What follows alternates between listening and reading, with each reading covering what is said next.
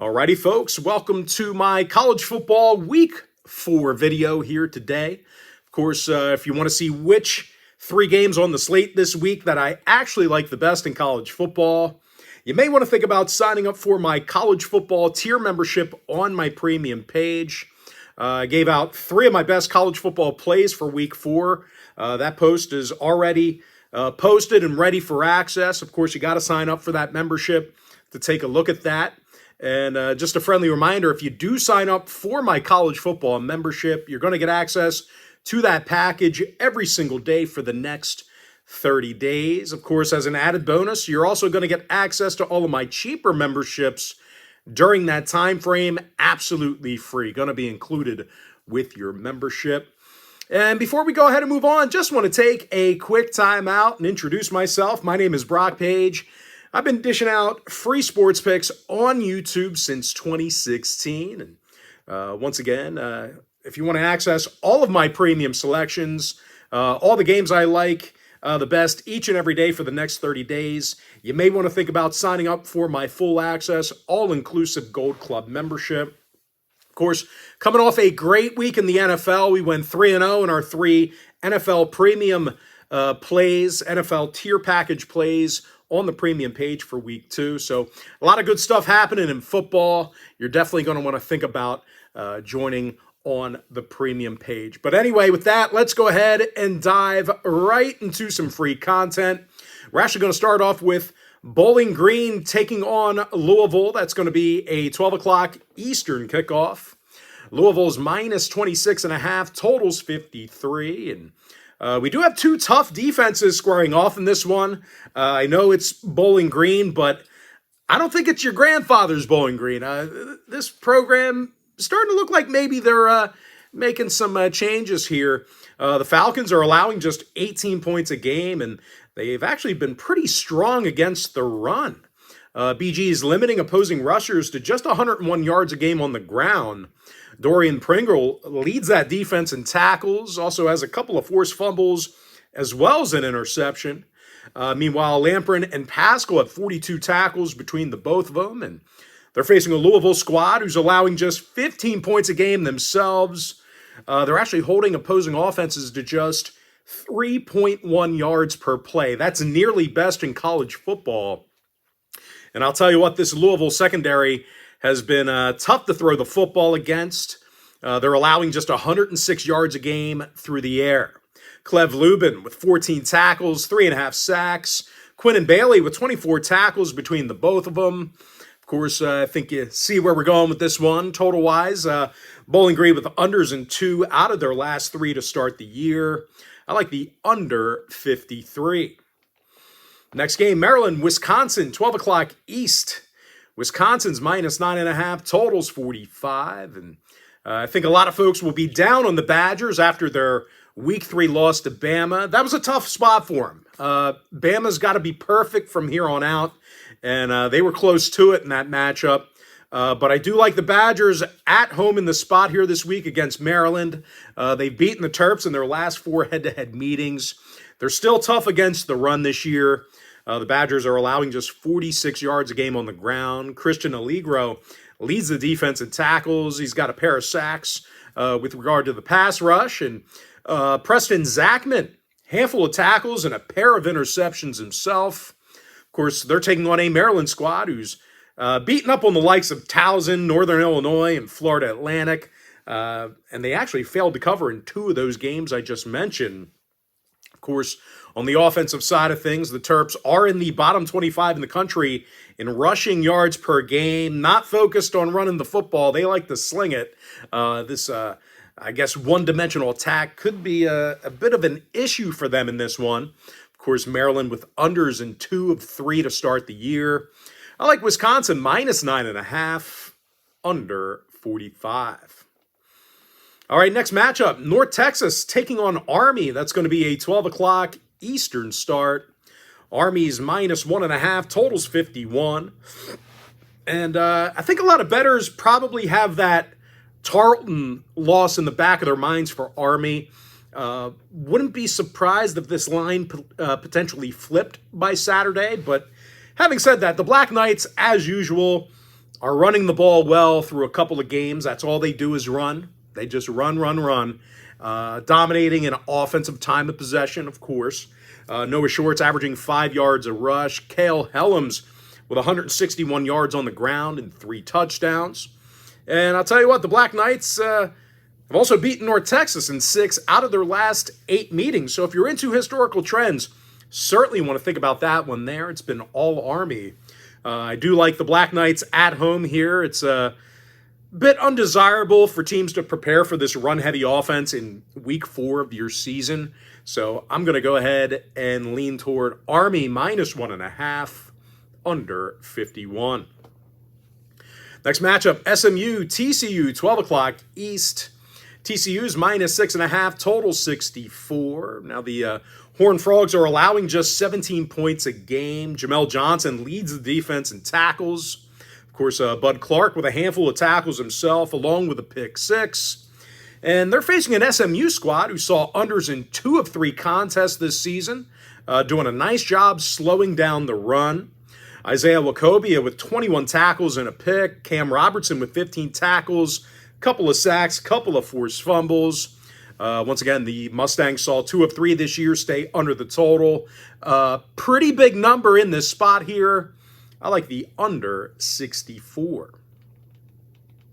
All right, next contest, Syracuse, Clemson, 12 o'clock East. Clemson's -17, totals 56. And the Tigers got to be perfect from here on out.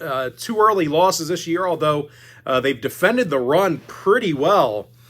Clemson's giving up just 19 points a game, and they've been pretty dominant over Syracuse over the past decade or so. Ronan Hannafin leads the defense in tackles. He's got an interception and a forced fumble.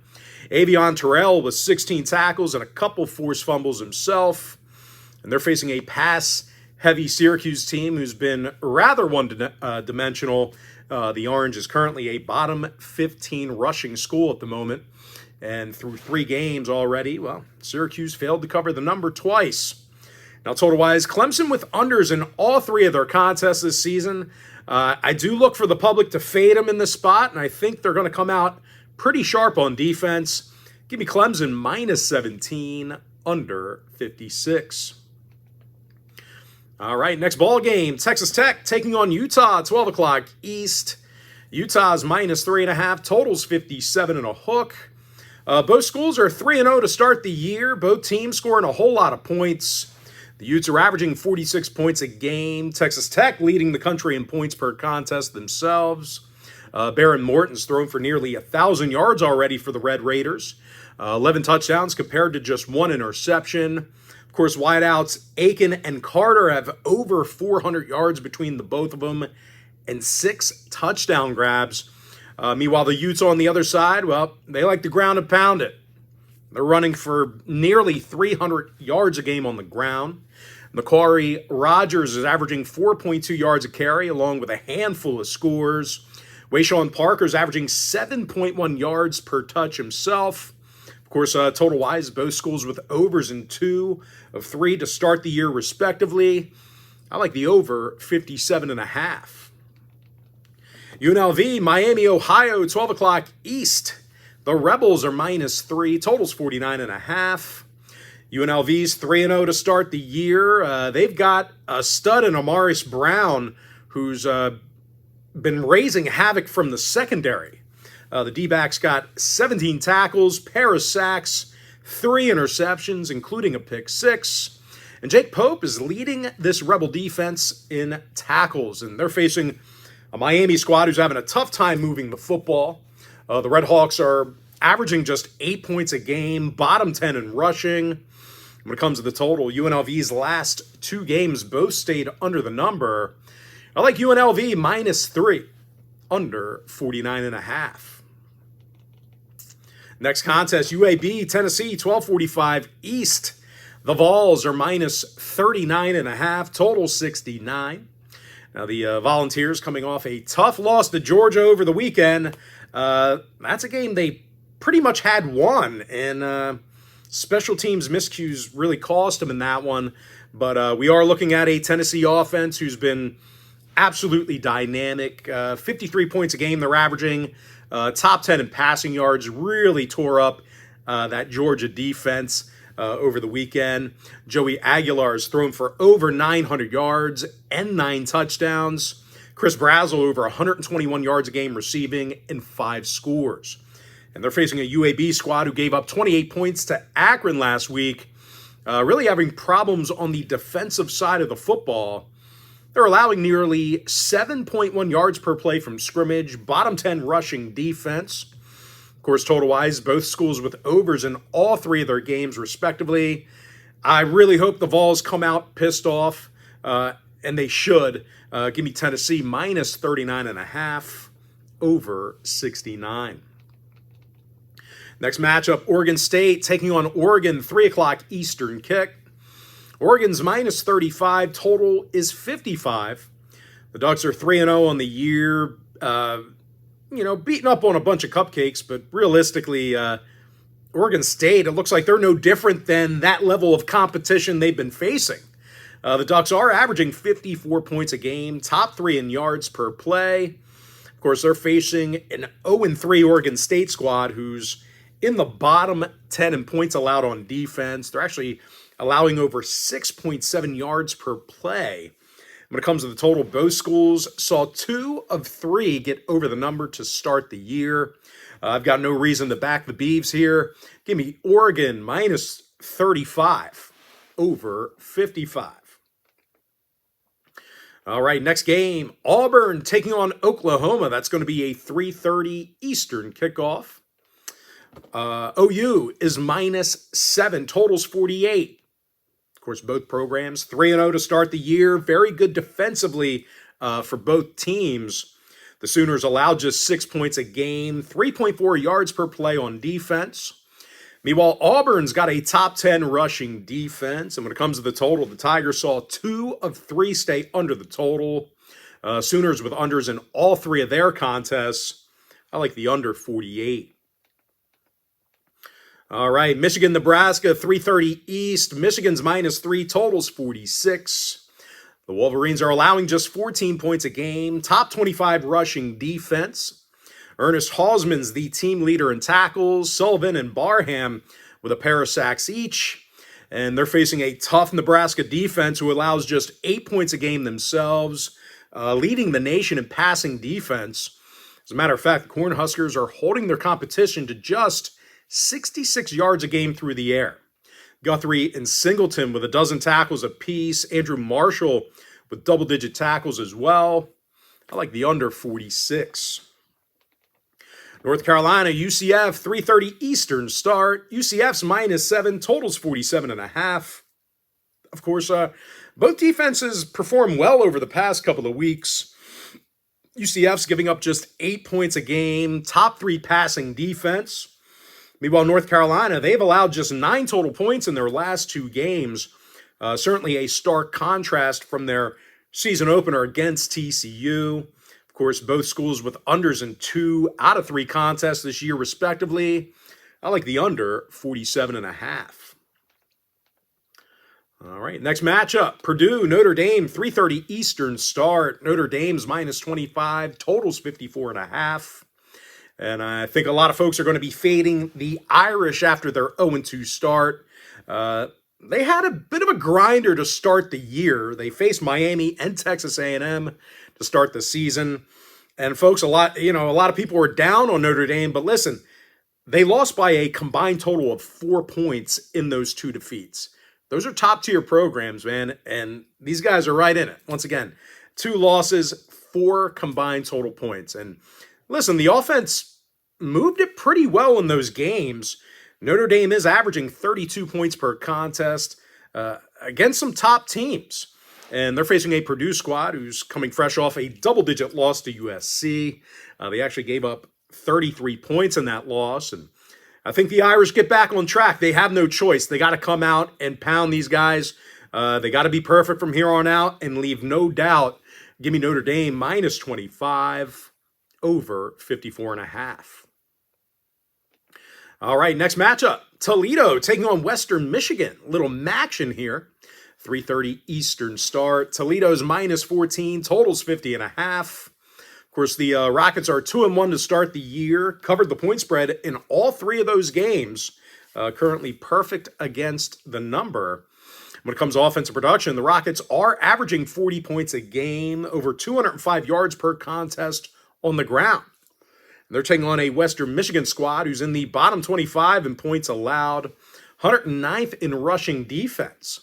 Of course, as a team, the Broncos are 0-3 to start the year. When it comes to the total, Toledo's last two games both got over the number. I like the Rockets of Toledo minus 14, over 50.5. And with that, folks, we're going to jump into our next and final breakdown for the video. If there's any games I missed, there's a good chance they're going to be on my premium page.